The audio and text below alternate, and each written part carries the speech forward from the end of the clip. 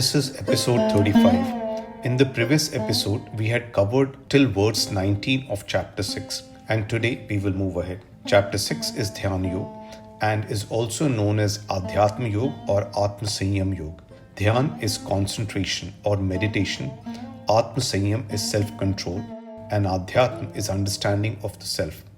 These are the focus of this chapter. Today we will cover 9 verses from 6.20 to 6.28.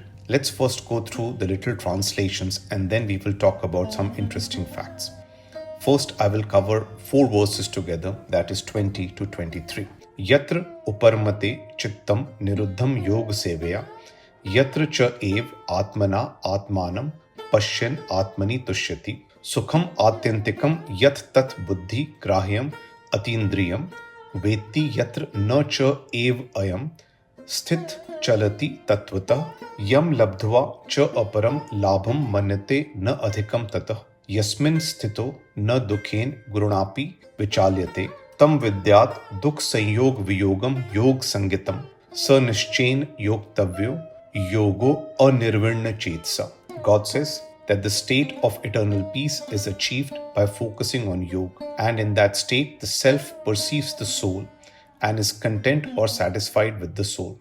The state that is beyond the understanding of senses or is immeasurable by senses, one that provides a lot of happiness, one where intellect is awakened and in which the yogi never deviates and becomes established.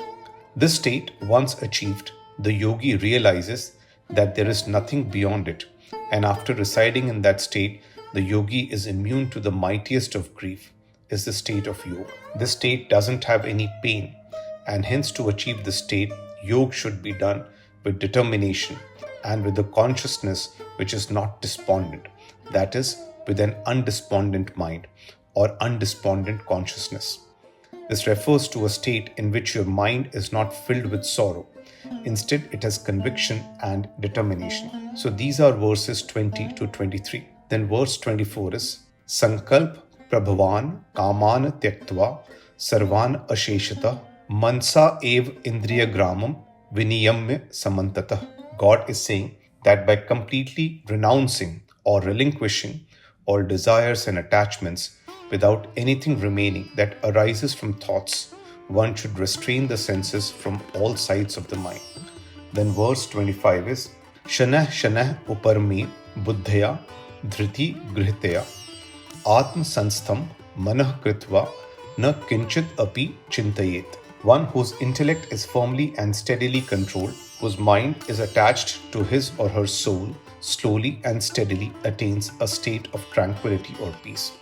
So if you combine verses 24 and 25, one who is free from unbridled desires, one who has controlled their mind and senses from all directions, one who doesn't think about anything else, and one who has firmly held his or her intellect, slowly and steadily attains the state of eternal peace. So this is verse 25. Then verse 26 is Yatah yatah nischarati manah chanchalam asthiram tatah tatah niyamya etat atmani ev vasham nayet.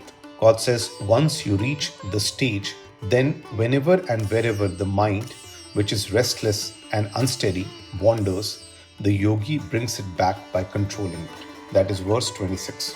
And then verse 27 is Prashant Manasam Hi Enam Yoginam Sukham Uttamam Upeti Shant Rajasam Brahma Bhut Akalmasham.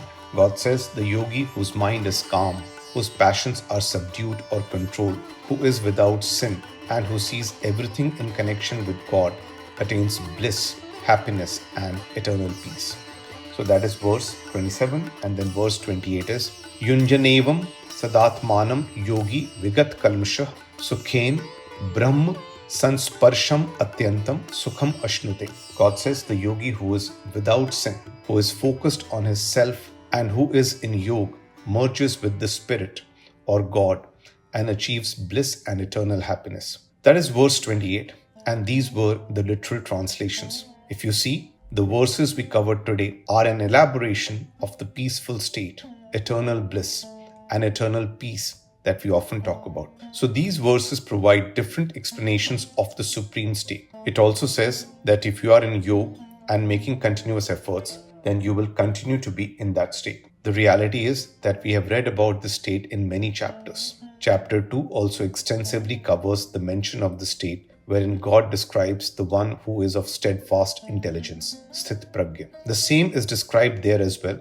and I had mentioned even then that it's the same state that you see in the pictures of Christ, Guru Nanak, or Lord Buddha. So, this is at best a repetition in some ways. In the previous episode, I mentioned that verses 10 to 28 don't appeal to me too much. If you continuously read these verses, then you can also interpret that one who is sitting on a grass, focusing on the tip of his or her nose, whose gaze is unfazed, and who has vowed celibacy, and who meditates, resides in the state of eternal bliss. This is a summary if you read these 19 verses together. I cannot relate to these verses as I am a householder and trying to interpret Gita from the perspective of a householder. Having covered chapters 2 to 5 and coming from the reference in chapter 5 where it is mentioned that action is important and that karma yoga is better than renunciation of karma, I find these verses a bit difficult